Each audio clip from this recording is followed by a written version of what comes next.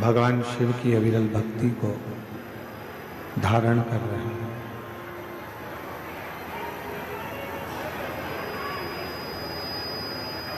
ना जाने कितने कितने जीवन आपके और हमारे निकल गए। ना जाने कितने कितने जन्म आपके और हमारे निकल गए, फिर भी हम भगवान की अविरल भक्ति को प्राप्त नहीं कर सकते। पर अब जब ये योग लगा है भगवान की अविरल भक्ति को प्राप्त करने का, तो क्यों ना इस मानव शरीर को हम सार्थक करें, मानव शरीर को हम श्रेष्ठ बना लें, जिससे हमारे जितने जितने जन्म हों, जितने जितने जन्म हम पूर्व में निकाल चुके हैं, उन सभी जन्मों का फल इसी मानव जन्म में हम प्राप्त करें।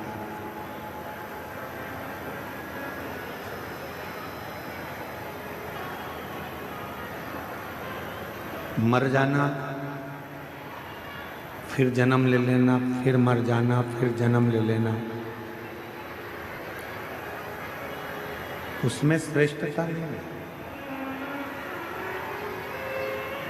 आवाज नहीं आ रही है उधर पंडाल में।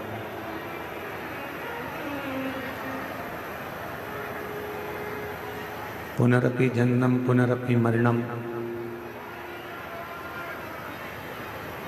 बार बार जन्म लेकर मरना,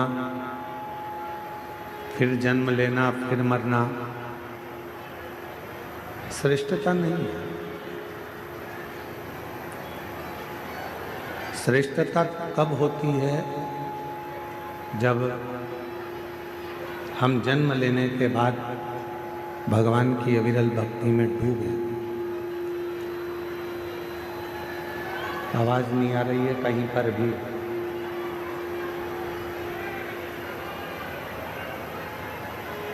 जब भगवान की अविरल भक्ति में हम डूबे और भगवान का भजन कर कर, भगवान का स्मरण कर कर, भगवत नाम धारण कर कर, भगवान की अविरल भक्ति को धारण कर कर, फिर हमारा कोई अगला जन्म ही ना हो।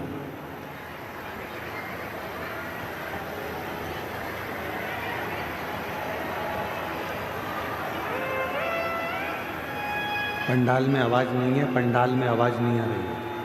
अंदर ही अंदर आवाज आ रही, पंडाल में नहीं है आवाज।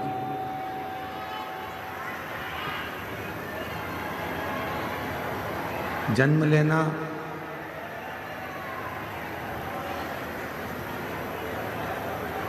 जन्म और मृत्यु के प्रपंच से छूटने के लिए, जन्म और मृत्यु के प्रपंच से परे होने के लिए ये मानव का देह मिला, ये मानव का शरीर मिला।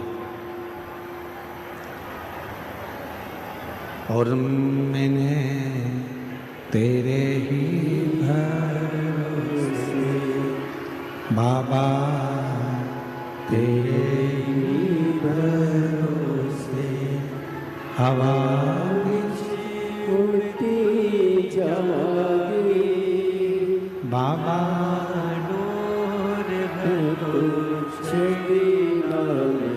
कटी जागी भोले मैं तेरी पतंग, शंभो मैं तेरी पतंग, हवा बिच उड़ती जागी बाबा, डोर तो छठी नाम कटी जागी भोले मैं तेरी पतंग, शंभो मैं तेरी शिव कथा करी, भगवान शंकर का पवित्र चरित्र कह रहा है, शिव महापुराण की कथा कर रहा है। एक माली रोज पेड़ में पानी देता है, वृक्ष में पानी देता है।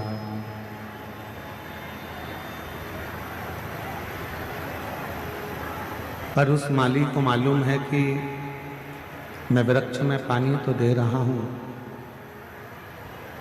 पर इसमें जो फल लगेंगे वो फल समय आने पर ही प्राप्त होंगे।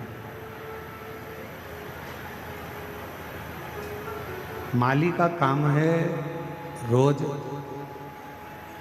वृक्ष में पानी देना।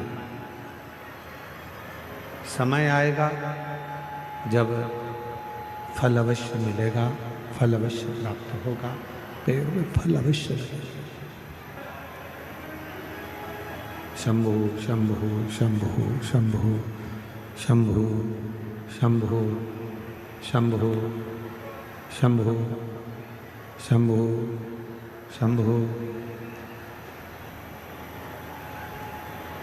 माली का काम है पेड़ में पानी देना, वृक्ष में पानी देना। फिर जब समय आएगा तब उस वृक्ष में फल अवश्य लगेगा, फल अवश्य प्राप्त होगा।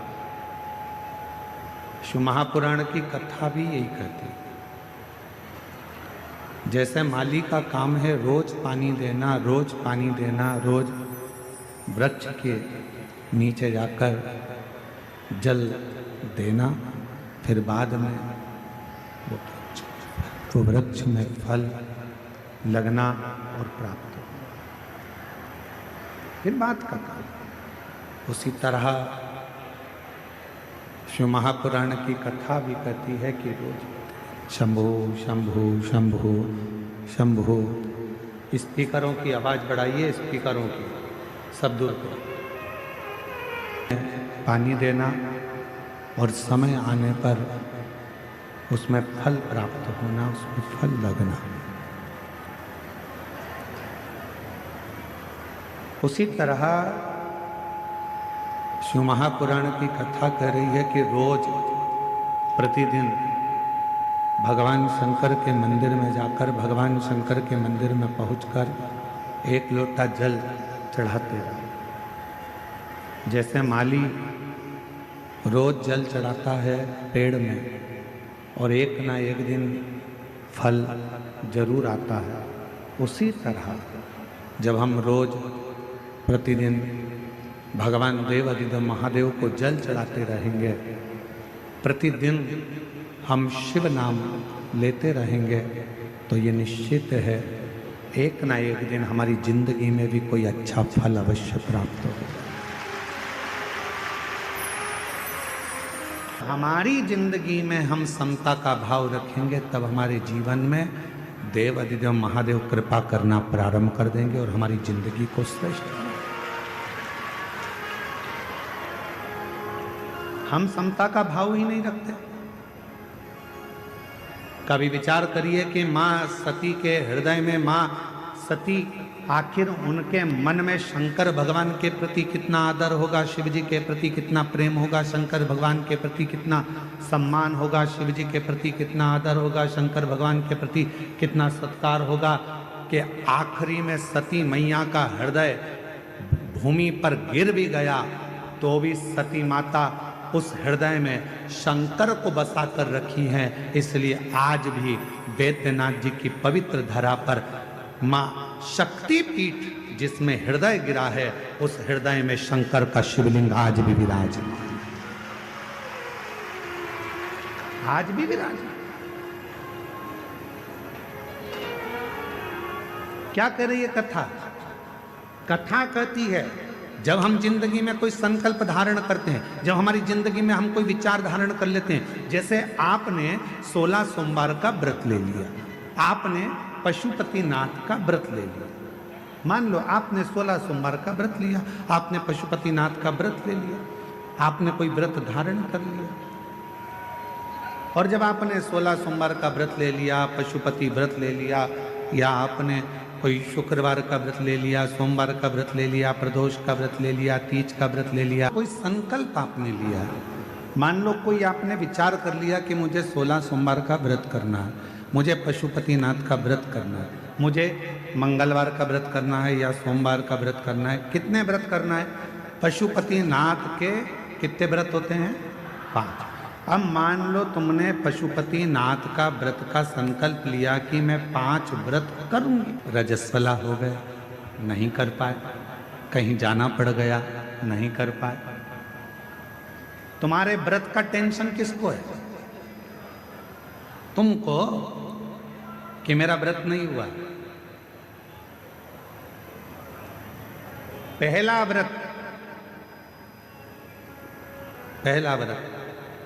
यदि आपने कर लिया है, उसके बाद के अगर 4 व्रत तुम्हारे रह गए हैं, उसकी चिंता तुम्हें नहीं रहती। जिसका तुमने संकल्प लिया है उस महादेव को तुम्हारी चिंता रहती है कि यह कब पूरे होंगे।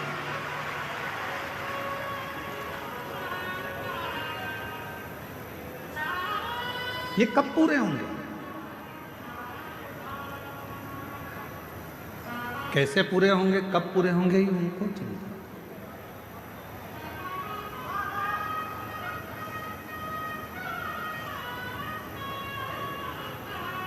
ये व्रत कैसे होंगे, ये उनको चिंता।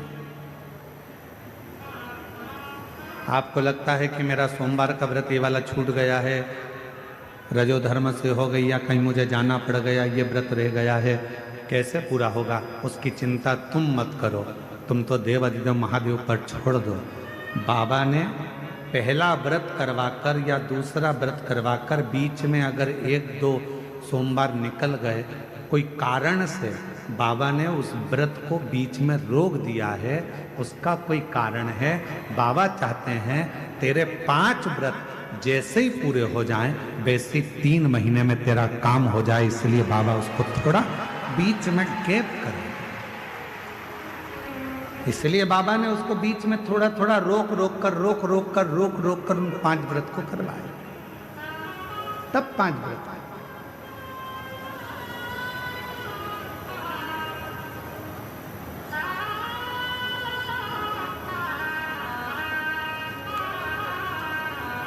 इसलिए शिव महापुराण की कथा कहती है, जिंदगी का कोई भी पल, कोई भी क्षण, कोई भी समय आपके लिए, हर समय, हर क्षण, हर पल प्रसन्नता का और समता का होना चाहिए। प्रत्येक घड़ी, प्रत्येक क्षण।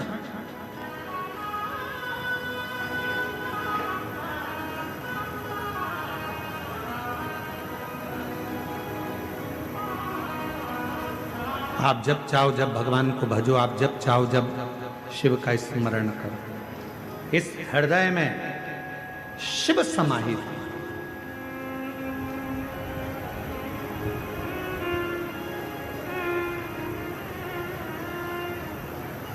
तो कहते हैं ना गंगा बड़ी ना गोदावरी,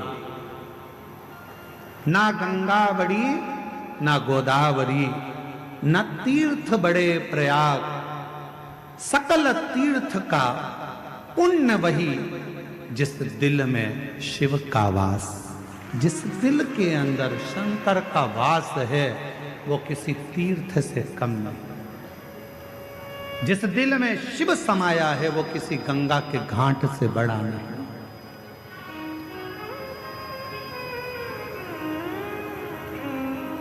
सबसे बड़ा तीर्थ कौन सा होता है? आपका हृदय, आपका दिल, आपका मन।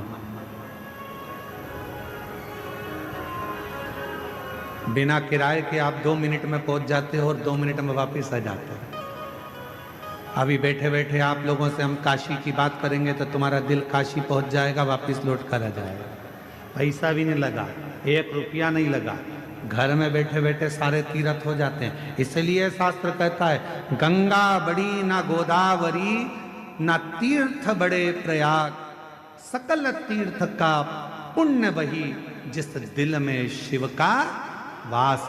जिस दिल में शंकर का वास होता है, वो गंगा, कावेरी, गोदावरी, तीर्थ, प्रयाग सबसे बड़ा वही हृदय हो जाता है।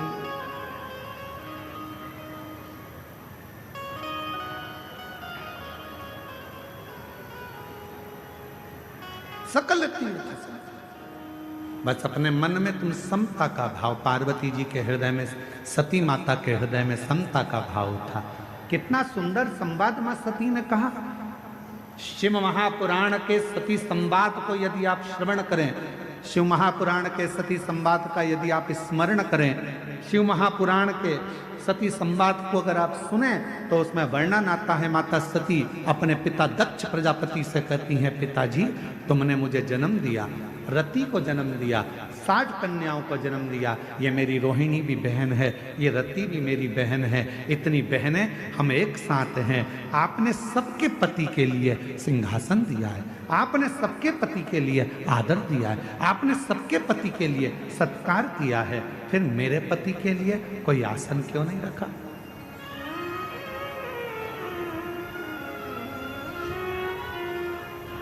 फिर मेरे पति के लिए आपने कोई आदर का स्थान क्यों नहीं रखा?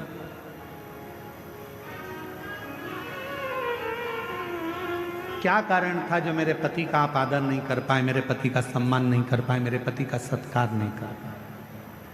क्या कारण? राजा दक्ष प्रजापति कुछ नहीं बोले। एक शब्द राजा दक्ष प्रजापति ने ऐसा कह दिया कि सती मैया ने अपने प्राणों को त्याग दिया। ये प्रसंग हम शिव महापुराण में लेकर नहीं आते, परंतु इस प्रसंग को इसलिए लेकर आए हैं क्योंकि ये जो भूमि है बाबा वैद्यनाथ जी की, ये 51 शक्तिपीठ में से एक शक्तिपीठ है जहां माता का हृदय गिरा है, इसलिए इस कथा के प्रसंगों को शिव के साथ लेकर आए, इसलिए इसको लेकर आए।